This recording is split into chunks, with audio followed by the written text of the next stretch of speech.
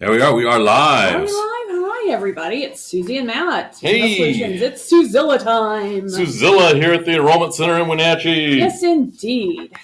Okay. So welcome to Thursday. It's Thursday. It's Thursday. Jeez. It's not Tuesday. I keep telling you we do these on Thursdays. We did on Tuesday last week. Okay. So you could probably bet on us doing this either on Tuesday or Thursday, depending on our schedule.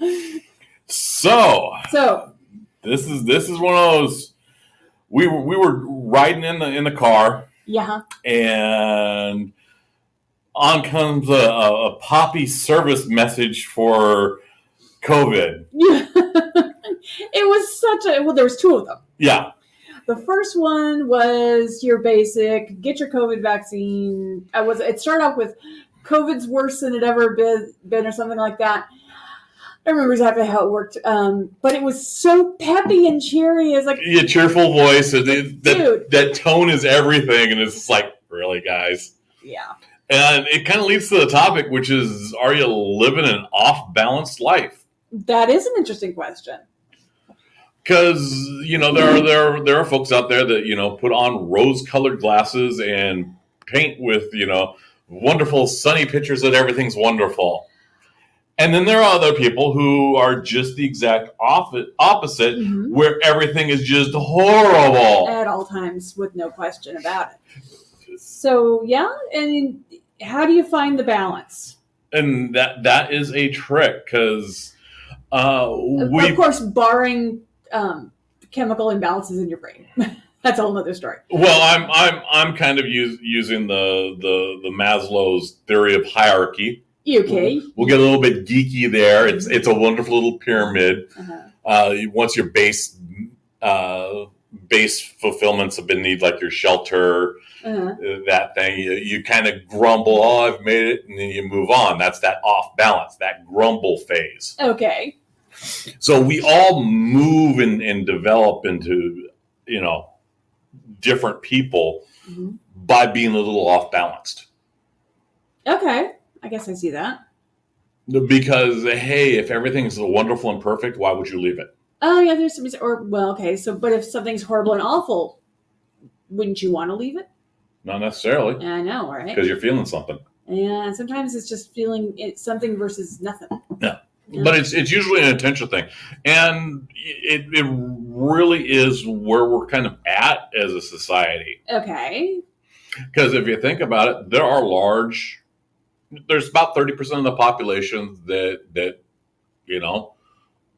see a different reality.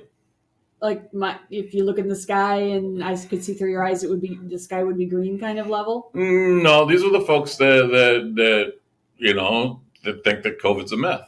Oh yeah, that myth. And yeah. That's kind of a very important one, because we know the numbers that, if you're unvaccinated, 1 in 8 people have been infected. Mm-hmm. It's pretty significant. 1 in 500 Americans have died from it.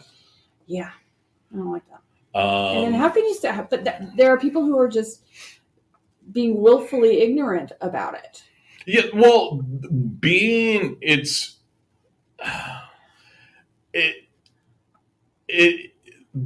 willfully ignorant is a defense mechanism that's been around forever. It's like, oh, hey, you know what? I'm sorry, hon, I forgot your anniversary. How's that a defense mechanism? It comes around every single year. Yeah. You can set your little phone to do a little reminder. Hey, shop for my sweetie's anniversary present. Yeah. But yet there are literally millions of people that do that. Oh, hey, I guess I forgot it was our anniversary. Or, hey, I forgot it was your birthday, despite Facebook saying it 300 times. Yeah. So doesn't that qualify as just passive aggressiveness? No, because you're not being aggressive. You're just being frustratingly passive. Yeah. Okay. But that is a defense mechanism. I'm going with the flow, man. Okay. It doesn't take care of business. No, not normally. And I get that. I mean, there are days when I am, and Matt will attest that I am annoyingly passive. I wouldn't go that far. Well, I mean, there are days I've annoyed you with my passivity. Eh, or my desire to kind of stay in my little rut. yeah, sometimes it's comforting to live that way, but you're not really living, you're not moving, you're just kind of sitting there, and it's Just existing. And it's really goal defeating. Yes. Assuming that your person is actually setting goals. Setting goals. Yeah, some people don't set goals. Some people just let the world happen to them. Well, they're perfectly content with that. Yeah. But honestly, do you want someone in your life like that? Depends on the person. Sometimes it's perfectly okay. You know, I don't need someone in my life. I don't need everybody in my life to be a gung ho.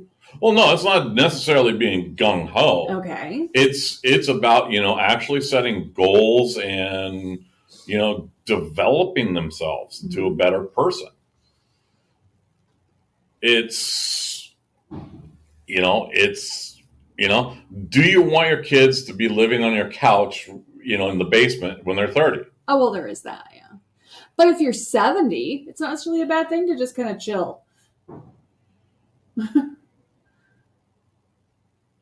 Well, there's a difference between chilling and not doing anything. Are you contributing? Okay. Are you getting out there and contributing to society? Are you out there and taking your exercise class? Are you out there, taking a walk every day and meeting with your friends, that kind of level? Yeah, that could be a goal. Okay. I mean, getting out there is a goal. Mm-hmm. I guess the goal setting can be a little weird sometimes. Because people have a tendency, at least I have a tendency to think of it as something larger than it really is. I don't need to set. It's not. It's like, oh, goals. They've got to be these great big things I've got to achieve. It's like, no, it's get your ass out of bed sometimes. Well, it's and then what's the root of every good goal? Achievability. Exactly. For some people, getting out of bed is a hell of an achievement. Oh, absolutely. It's a very big deal for a lot of people. Get out of bed, have a shower, eat something healthy. Those are goals. And when that's set, it's like, okay, let's make it a little bit further. Let's go out and socialize. Mm-hmm. I know that there's people that have depression. Mm-hmm. That's a good example. Mm-hmm. Sometimes it's going through the little baby steps to get you to the next level. Mm-hmm. Sometimes the goal is to just be alive for the day. You disagree, but I don't know if you've ever been to that level of depression personally. When I was at my worst, it's not depression, it's rage. Mm. Mm. I'm a little bit hardwired differently that way. Yeah, you're beyond punching.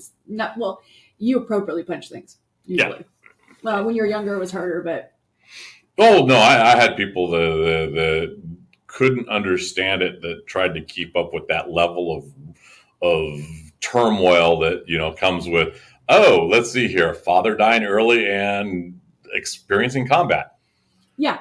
So that what you've got there is a recipe for PTSD. Yeah, so you manifest things. There are a couple of ways to manifest. One is depression. I know some guys that did that. Mm-hmm. Others is just waking up angry at the world. Mm-hmm. And people have done that, including yourself. Yes. And you took steps to work through it. Yes, and those are those little goal things. Yeah, that's fine. But what I'm getting at is, I have the word goal has a tendency to make me think big steps. It doesn't have to be big steps, and that's a personal flaw with me. And I recognize that. Well, maybe goal is I'm gonna hit you hard here. Okay. Maybe goal is related in your mind like diet. Could be trigger words. And you've got a little charge on that word. Could be. Maybe I need a synonym for goal. and that And is, maybe I'm probably not the only one. well, it's those are So you tune common into triggers. Suzilla to learn how Susie's brain works. Well, your brain works like a lot. Everyone. Well, not everyone, but a large majority. enough people that you can relate. Yeah. But we're talking, okay, so today's goal is to get this taken care of, to get that taken care of. When I look back at this morning, I've been at the office here for about an hour, and I've managed to hit about 3 or 4 little goals. Yeah. And I've got more on the line. I know exactly what I'm going to do, so that's a good thing. Well, that was one we're training a new person. Yes. Nick, he's going to be up in the Quincy office working on healthcare. That's right.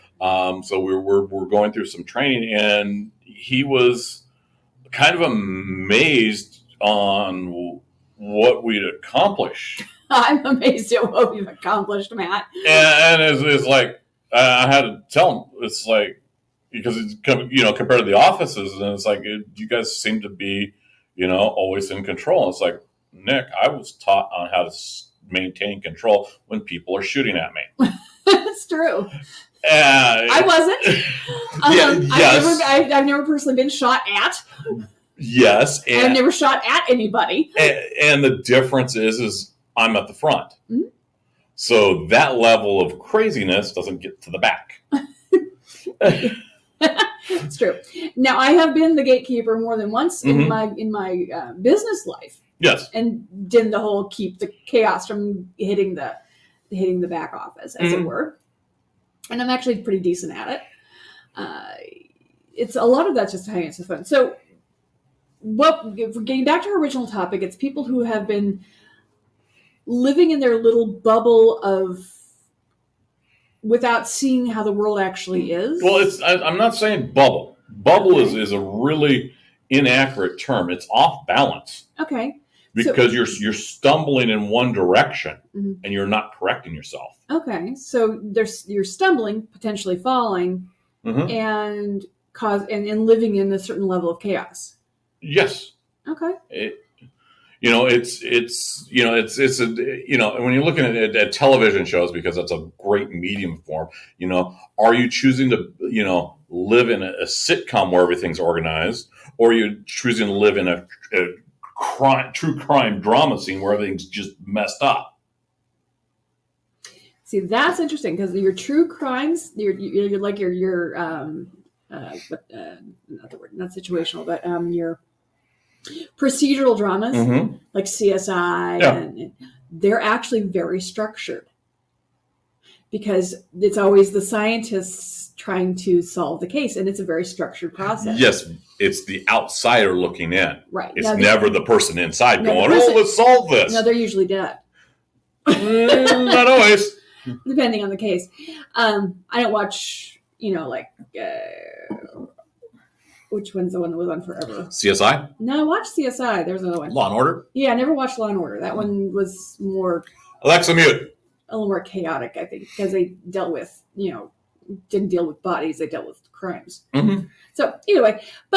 So what you've got here is you've got people who are stumbling through life. Mm-hmm.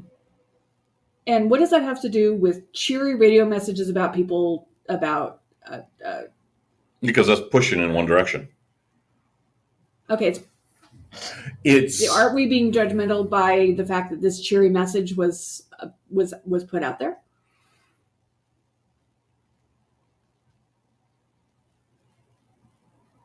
It is.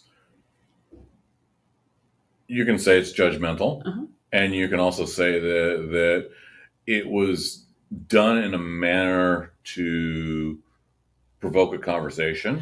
It worked. Or it was done in a manner to shut down conversations. Also possible. Because it is one of those things that is, as insurance, our job is to disturb. That's true.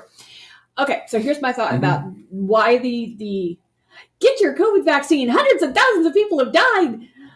Why those particular ads were super duper cheery?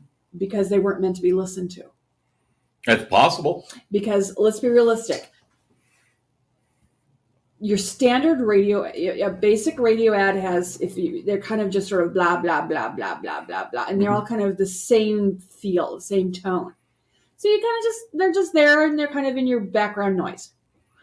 If they come in with a more serious tone, you might have cued and listened to it. How's that for theory? That's pretty dark. Yeah. That's pretty dystopian. We've had many dystopian conversations lately because that seems to be the theme in our son's English class. Yes, our son's bringing home his work, and we've been talking about dystopian cultures and how they're created. And are we in one right now? Yes. There are those who would say yes. Mm-hmm. And that is a really good, but it's like, yeah, that commercial is just a little too off-putting. It's a lot of ways you can look at that. I think it was probably just someone not paying attention to the topic. Honestly. Yeah. Well, you've got two groups that are responsible for it. It's like whoever was, doing the directing the commercial, and the folks that are actually ordering the commercials are our public health group. They're ones creating it. It's like, doesn't mean they listen to it. They may just sent the script and said, "Go do." Well, yeah, they can do that.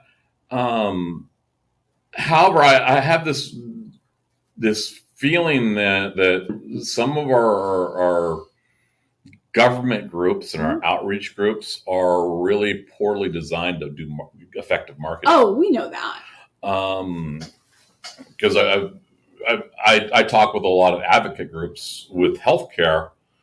One of the things I've been talking about a couple months now is the uninsured. Right. And that we suspected that the unvaccinated were going to be largely uninsured. Mm-hmm. Oh boy, did we see that. Yes, and that actually panned out to be. We're seeing that. The statistics have shown that's definitely the trend. And I think it's not necessarily that the uninsured think that they have to pay for a COVID vaccine. I think they have a tendency to be of the same. It's a mindset that parallels. Well, it's not a mindset that parallels. It's the same mechanisms that fought against the Affordable Care Act. Exactly. And fought against being insured and taking care of yourself and being responsible. It's the same mechanisms that are anti-vax. Correct. Mm-hmm. And it's a parallel mindset. It's a same mindset. Oh, okay. I see what you're saying. Saying that they're differing would be, implying that they're not connected. But what Kaiser Family Foundation came out with, they said, well, hey, who's received a vaccination and who's not inclined to get one? Okay. So who is most inclined to get one? 90% of the Democrats have already gotten at least one dose. Okay. And who's least inclined? Uninsured under age 65. Okay. So under 65, not on Medicare. Yeah. We know that they're not insured. Yeah. Based on the other statistics in this report. No, it's not. It's literally it's a specific poll, and they asked a group of questions, and literally the least vaccinated group, only 54% of this group is vaccinated, is the uninsured under age 65. There you go. And now how about the insured over 65? They don't break it out that way. Oh. They, ages 65 and older. Well, that's like 80-something%. 85%. Yeah. But you look at some of the positive traits. Some of the positive traits that you want to strive your kids to strive for. Right. Or if you're not striving for that, you want your kids at least. Mm-hmm. Income more than 90%, over 90,000. 79%. Mm-hmm. Live in a city. That's going to mix one, but that's 77%. Mm-hmm. College graduates, 82%. So you're dealing with the upper edge, strive to be, no serious health conditions is 71%. Okay. But when you're looking at the bottom, Mm-hmm. it's uninsured. Mm-hmm.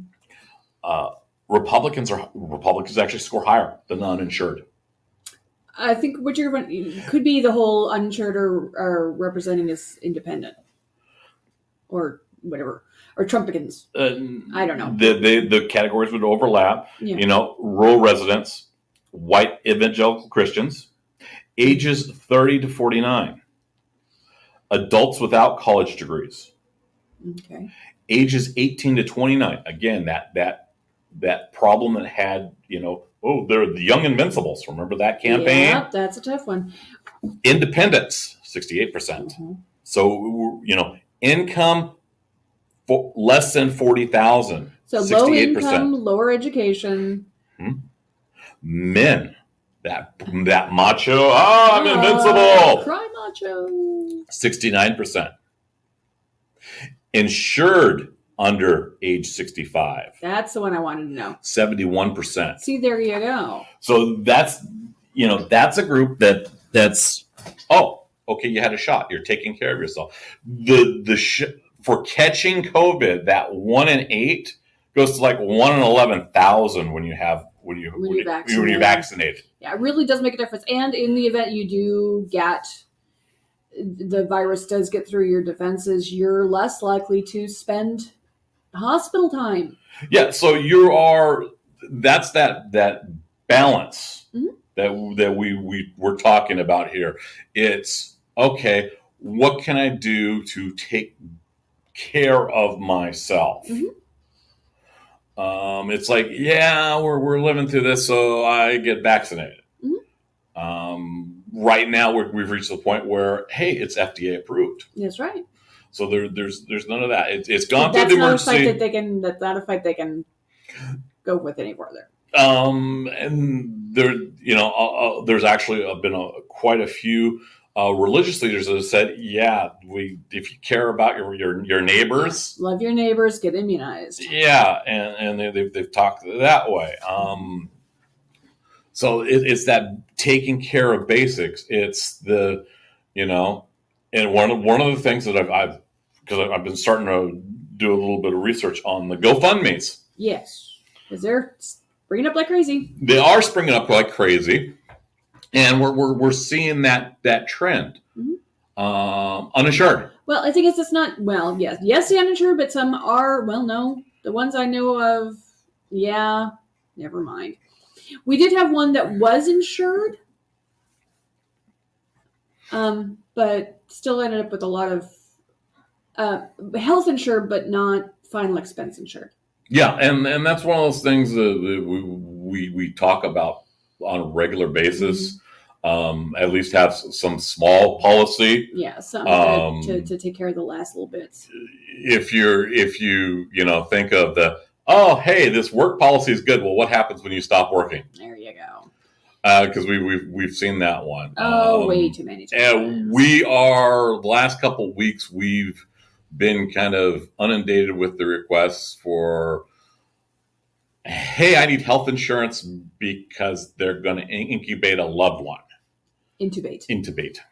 Yeah, we've had people needing health insurance because they've gotten sick. And that's not how health insurance works. Correct. You don't buy a homeowner's policy when your roof is on fire. Well, there are certain times when you're able to select a plan. Exactly. We're coming into that period. We're coming in. But this is the thing. If you're uninsured and you've been uninsured for a while, we want to talk to you immediately. Yes. Do not wait for the open enrollment. Do not pass go. And there are two reasons. One is we want to have an application that is current and ready to go come November 1st. So it'll go that much more easily. Two is we if there's a possibility of a special enrollment, you're enrolled in healthcare that starts immediately. Right. We'll jump right on it.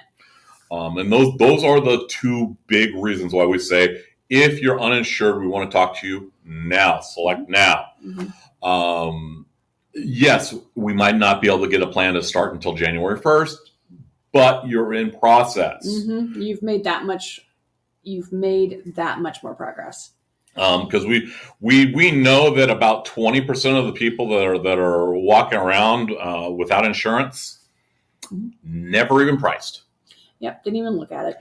Didn't even look at it. Believe it's too expensive. I'll never be able to afford it. From 10 years ago, and haven't looked recently, and have no idea about the American Rescue Plan and how that changed things and all of it. Oh yeah, and that's okay. I mean, it's not your job to be on top of this. It's your job to take care of yourself and your family, and part of that's getting health insurance. Yep. My job to help you understand the concepts and how it works and what's available and what's not available and when things are available. That's my job. Yep. And that's why you call people like me. And we break it down to almost puppet show levels these days. It's true. It is true. I don't have any puppets in my office. I do not, so I cannot say that's entirely true. I suppose I could get some puppets. Oh, I flap my arms pretty good sometimes. Yeah. So you are more than a meat puppet, my darling. Yes. Because the next thing after that is they talk about that we get hit with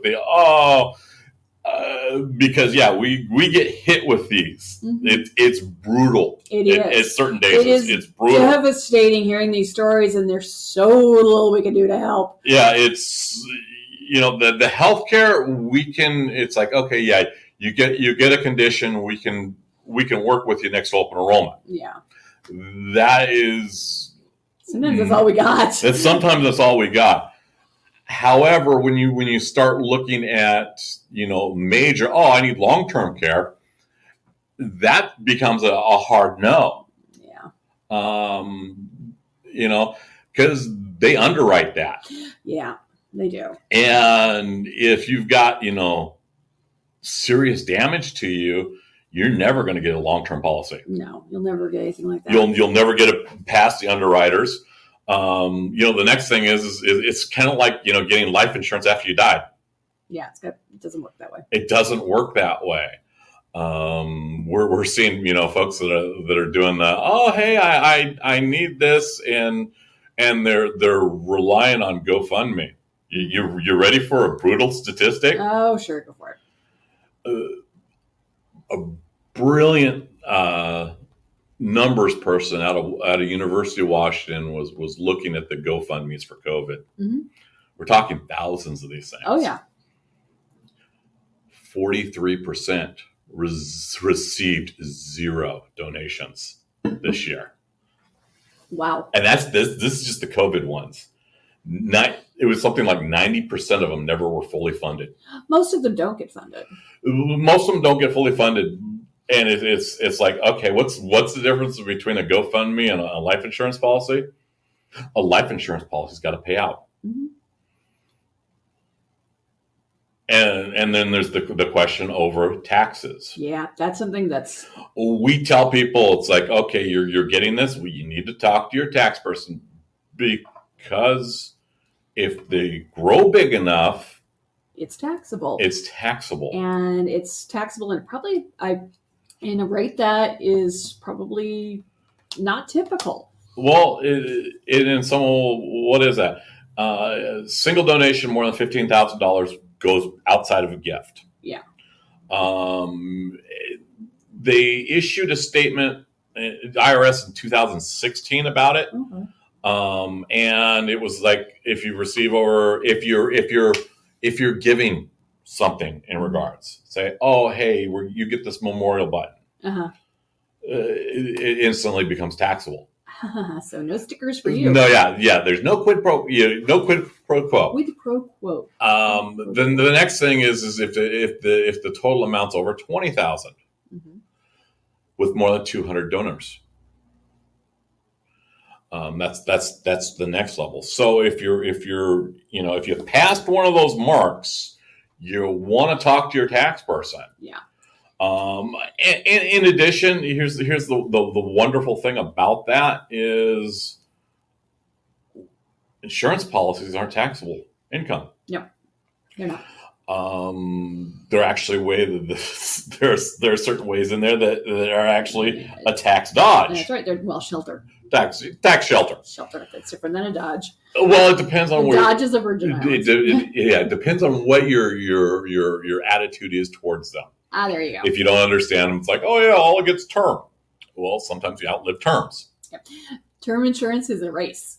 A race to the end. Race to the end. That's how I describe it. It is. If you've got a 20-year term policy, Mm-hmm. it's a race to who lasts longer. You or the policy.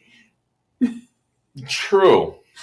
And that is a kind of a dark, cheerful thing. One of the things that my son's reading his first Ayn Rand book, or short story, and it's a different mindset. It is a very different mindset, and a lot of people are embracing that these days. Mm-hmm. It's very selfish. Well,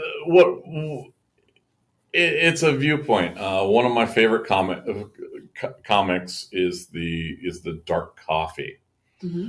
where they're stirring the coffee at first, and the first statement is I study martial arts to learn how to kill people. Mm-hmm. Oh, that's too dark. Mm-hmm. And they keep stirring the coffee, and they lighten it up, and it's the point. I study martial arts to defend myself. That's so much better. Mm-hmm. It's a matter of finding that this is so much better mm-hmm. without being off balanced. There you go. So hey, have a great week. It's been an interesting one. It's gonna continue to be interesting. Okay. And ask yourself: Are you living a balanced life, or are you living a completely off balanced life? Because it can drag you into weird directions. It really can. And if you're finding yourself off balance, take a look at it. If you need help, get help. Mm-hmm. Yeah. All right. Thanks. Have a good day. Bye.